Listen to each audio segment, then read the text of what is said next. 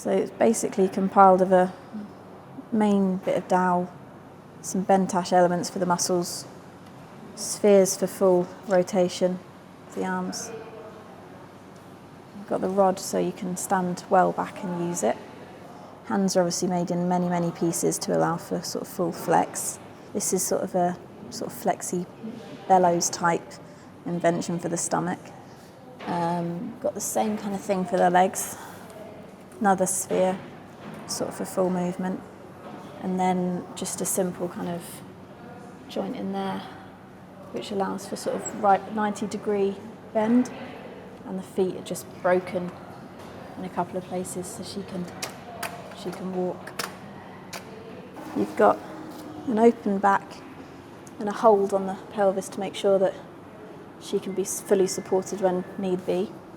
The head comes off, so you've got a handhold there as well to allow for quite accurate direction of the gaze. A little stopper there to stop her falling all the way through. And the spine is just basic kind of, it's giving extra support, so it's kind of that in conjunction with the stomach gives a nice tension, which is where a lot of puppets, don't quite work, is the tension around the middle isn't quite taut enough. So you can see there, I can support her with this hold here and with the back. You can see quite a lot of free movement with the limbs.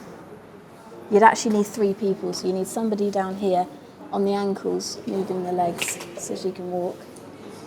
Another person holding one arm and a head, and with the pelvis and the other arm. You've got quite a lot of sort of movement there. And the stomach can kind of flex all the way down, and then you can see from the side there, she's got quite a nice stretch up that way. So this is, you can just see in there a bit of brass, so that's all just knotted to get the parting. And then because I wanted her to have a little girl hairstyle, so is that all right? You can see just knotted down there to get a rough parting there, and you can see the coloration of the wood. So anywhere where the wood might show through immediately becomes less conspicuous with a bit of colour. Just put that back on. So that's the dovetail joint behind the ear, which allowed me to attach the ear and connect the 2 parts of the head together. Got these bungees.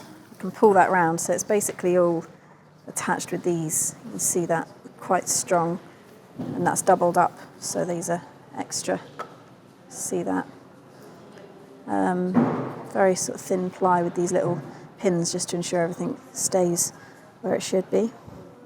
Little brass rods. These are quite delicate really for the size of the arm, but it doesn't need to be meaty in order for it to support. You can just see if I turn this arm round a bit, you can just see here how it works. These channels are all cut with a little nicky the side for these little brass things to keep the dacron line in place. So this hand is all sort of fully moving, and that works partly up here from the top of the arm there, and partly from the back of the hand, because it was just a bit too much to have all of the strings moving in the same place. The wrist flexes as well, and you can have the wrist flexing and the hand moving at the same time, which just gives a little bit of sort of life to it, even when the arm is completely still. Got exactly the same principle with the joint here, just a little bit bigger. Got that join there, we've got quite a lot of movement there. And same idea with the ball and socket. And the feet, just got a little inconspicuous piece of elastic so that they spring back, and that just allows for that sort of natural walking movement. And that hinge just means that I don't have to do it in 2 pieces. So with all these fingers, it was like each of these is an individual separate block, but this was much easier to do because it was all one block, and then I could just slice it up. And this is all based on the fact that ash is incredibly bendy, and very strong. Actually broke a chisel just trying to carve that. But it can be that thin, and there's no way that's going to flex at all. And it's got lovely grain as well. So there's no idea of hiding any mechanisms with this puppet. It's all quite out there and honest, and you can see how everything's made and done.